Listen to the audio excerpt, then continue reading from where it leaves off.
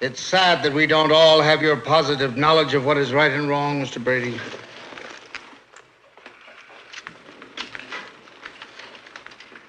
How old do you think this rock is? I am more interested in the rock of ages than I am in the age of rocks. Dr. Page of Oberlin College tells me this rock is at least 10 million years old. Well, Colonel Drummond, you managed to sneak in some of that scientific testimony after all. Look, Mr. Brady, these are the fossil remains of a marine prehistoric creature found in this very county and which lived here millions of years ago when these very mountain ranges were submerged in water. Well, I know. The Bible gives a fine account of the flood, but your professor's a little mixed up on his dates. That rock is not more than 6,000 years old. How do you know? A fine biblical scholar, Bishop Usher, has determined for us the exact date and hour of the creation.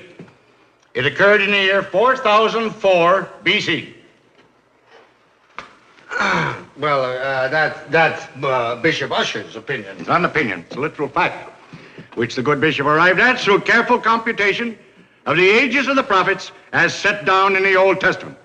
In fact, he determined that the Lord began the creation on the 23rd of October, 4004 BC at 9 a.m.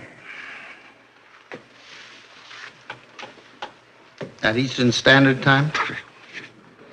Or Rocky Mountain Time? It wasn't daylight saving time, was it? Because the Lord didn't make the sun until the fourth day. That is correct. That first day, well, what do you think it was? 24 hours long? The Bible says it was a day. Well, there was no sun. How do you know how long it was? The Bible says it was a day. Well, was it a normal day, a literal day, 24-hour day? I don't know. What do you think? I do not think about things I do not think about. Do you ever think about things that you do think about? Isn't it possible that it could have been 25 hours? There's no way to measure it, no way to tell. Could it have been 25 hours? It's possible. Then you interpret that the first day is recorded in the book of Genesis could have been a day of indeterminate length. I mean to state that it is not necessarily a 24-hour day. It could have been 30 hours. Could have been a week. Could have been a month. Could have been a year. Could have been 100 years. Or it could have been 10 million years. I protest. This is not only irrelevant, immaterial, it is illegal. I demand to know the purpose of Mr. Drummond's examination. What's he trying to do? I'll tell you what he's trying to do. He wants to destroy everybody's belief in the Bible and in God. That's not true, and you know it. The Bible is a book. It's a good book, but it is not the only book. It is the revealed word of the Almighty God. Spake to the man who wrote the Bible. How do you know that God didn't speak to Charles Darwin? I know because God tells me to oppose the evil teachings of that man.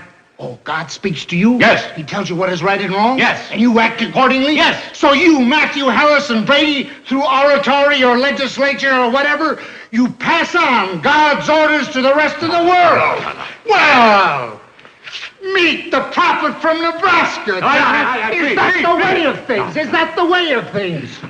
God tells Brady what is good. To be against Brady is to be against God. No! Each man is a free agent. Then what is Bertram Cates doing in a Hillsborough jail? Supposing Mr. Cates had the influence and the lung power to railroad through the state legislature a law saying that only Darwin could be taught in the schools. Ridiculous. Ridiculous. There is only one great truth in the world. The gospel. The gospel according to Brady. God speaks to Brady, and Brady tells the world. Brady, Brady, Brady Almighty. The Lord is my strength. Suppose that a lesser human being, suppose a Cates or a Darwin, had the audacity to think that God might whisper to him that an un-Brady thought might still be holy. Must a man go to prison because he differs with the self-appointed prophet? Extend the testaments. Let us have a book of Brady.